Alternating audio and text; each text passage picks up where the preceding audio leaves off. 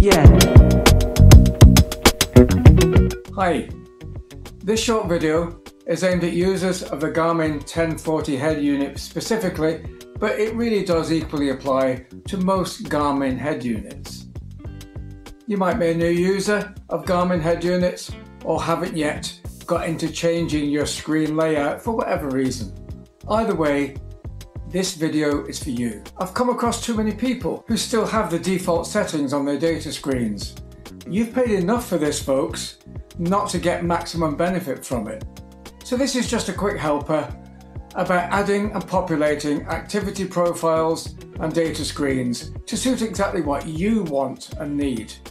Everyone's setup can and probably should be different to the next person's. So stick with me and I'll finish off at the end by showing how simple it is to change the odd data field on occasions on the fly during a ride. I've seen friends who only use one activity profile, the one that was there when they bought the thing. So what are activity profiles and how do you set them up? On my home screen here, you see the blue banner at the top indicating it's my road activity profile. The arrows move you through any profiles you set up. So here we have tour, gravel, indoor, road, all color coded differently so they're easy to spot. Why would you have different ones? The simplest example is that I wouldn't need anything to do with navigation on my screen if I'm riding on an indoor turbo trainer and not going any further than my garage door. So my indoor activity profile would be different. If I choose road, then these are the screens I use out on the road. Some of these screens may need further explanation to a new user, and I have a few videos with more in-depth detail on those, which I'll link at the end. So here we have the map screen with 2 data fields at the bottom, which you can change or remove. More on that shortly. A screen with 9 data fields on. In my case, that's called screen number 1. The bottom 6 are neatly in related pairs. These 2 for climbing, 2 for power, and 2 for heart rate zone information. The climb screen, if I have a course loaded, which I do. The stamina screen, which is very useful. So watch the 1040 review video I just mentioned to learn about this. The solar power screen, which I actually don't use, but I've switched it on here just so you can see how easy it is to actually switch off later on. The course point screen, and finally the elevation screen. So how do you sort these to suit your own personal preferences? First, go into the list by pressing the menu button bottom right and choose activity profiles. You'll see the 4 there that I have set up. You can create a new one by pressing create new, and because it's quite likely when you create a new one you want to copy across many of the screens from an existing activity profile and maybe just tweak a few things, you have the option to copy from existing profile, which I do there. Give it a name, click on apply profile, and it's there for you to use and make small changes to. To delete a profile by simply swiping here and put it in the red bin. We're now going to select road from here and then data screens, and if I scroll here there are more screens there than when you looked earlier on at my road profile. 2 reasons for that. You can choose to delete a data screen completely if you never use it, but sometimes you might just want to remove it temporarily, but you might sometimes use it. So screen 2, for example, has this symbol beside it. It exists, but it's not currently being used, so it's not visible when I'm riding. If I select it, I can remove it completely, or deselect or select by clicking on show screen. As it's a screen I use for demonstrating on videos like this, I've kept it available, but I've deselected show screen so it doesn't clutter my screen on a ride. If you select solar, you saw this earlier. For reasons I said in the full review, I don't refer to it on a ride, so I usually click deselect It was on my screen earlier because I'd previously selected it, so now I'm going to deselect by getting rid of show screen. That covers the first reason why some didn't appear when I looked at my road profile earlier. The other reason is that some only show up if they're appropriate at the time. The biggest example of this, and most obvious one, is the workout screen. Will never appear unless I've told the head unit I'm doing a workout on the road. If I'm doing a workout, you don't need to actually do anything. It will come on and appear because it knows you're doing a workout. From this screen, you can change the order they appear by clicking on the 3 dots here at the top. Click on reorder, touch on the icon that appears beside each one, and you can drag it to change the order. So I've deliberately placed a map screen in between the two that I use the most, elevation and screen 1. So they're both just one swipe away or click away from the map. Next, we need to look at choosing and moving the data fields that you want. So let's choose screen 1, which, as you saw earlier, has 9 data fields on. Some may prefer to have fewer than data fields than 9 and have the power and heart rate stuff on a separate screen. This is just my personal preference, which is the beauty of this being so configurable. First, you see this. So if you're setting up for the first time or want to declutter and reduce the number, this is how you do it. Increase or decrease the number of data fields you require on your screen with the 2 arrows here. With some, you have further choices. If you only wanted 7 data fields, for example, you have a choice of 7A, which has 3 full width data fields and 4 small ones, 7B, which has 6 small fields and 1 larger. It's just about your personal preference of how you want it to look.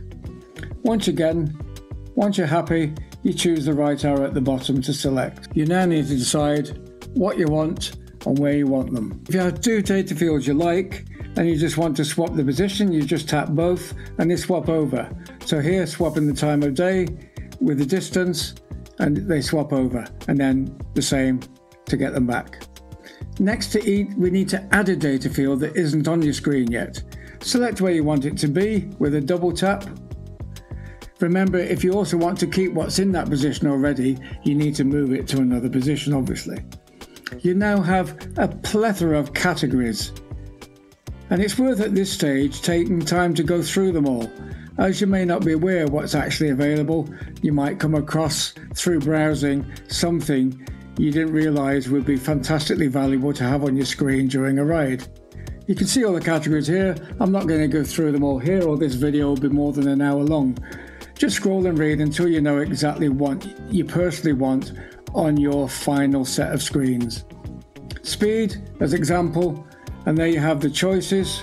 If it's a graphical version of the category you're in, then you'll also see them listed here, as well as in the graphical section further down. It's worth checking the other screens at this stage, because some of them will be screens that you haven't set up yourself, but they do have a couple of data fields that you can configure. The map, for example, the map will always be available if you want it, but particularly if you have a head unit with a smaller screen, you might want to give the map as much screen room as possible. If you choose map, you can choose to have it not appearing at all unless you're only navigating, or you can have it always there, which is my preference. You can see how the map will look without you making any choices. And because I have a separate elevation data screen, having the elevation graph on here is just taking up unnecessary room. So I want to free up that room. So if I go back and deselect show elevation profile and check again, you can see it's gone and the map is now bigger on the screen. If you want to create more room, you can remove these 2 data fields at the bottom. There used to be a maximum of 2, but now you can have 4 by there. But in this case, we want to change it to 0 to give maximum map coverage. Several screens have that similar option. And sometimes Garmin firmware updates mean you might want to change what you've previously set up. What I mean here, for example, is in the elevation screen, I used to have the percentage gradient as one of the data fields at the bottom so that I would know the gradient when I'm huffing and puffing and swearing up a hill. After the firmware update, the icon that shows me where I am on the hill now has a small box showing the percentage elevation above the icon, which then gave me the opportunity to free up the data field for something else.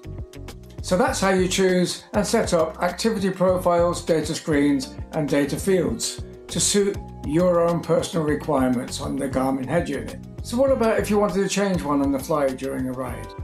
I have one example for when I personally would do this when I'm live on a ride.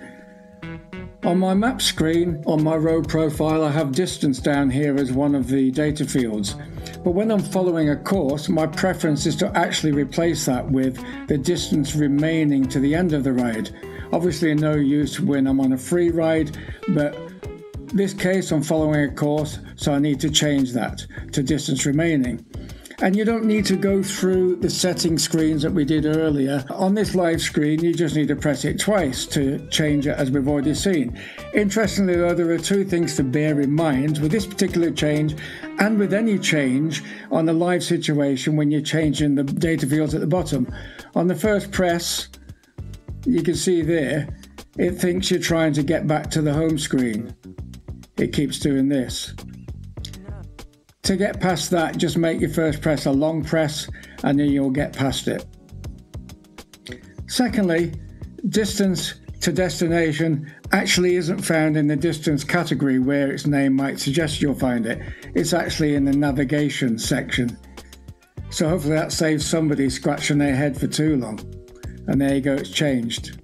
Another example of when you might need to do this is when it's been raining, and on occasions I get to the cafe and the rain hitting the screen, or more probably me wiping the rain off with my glove, has caused some accidental button presses, and several buttons have now been swapped over on my head unit.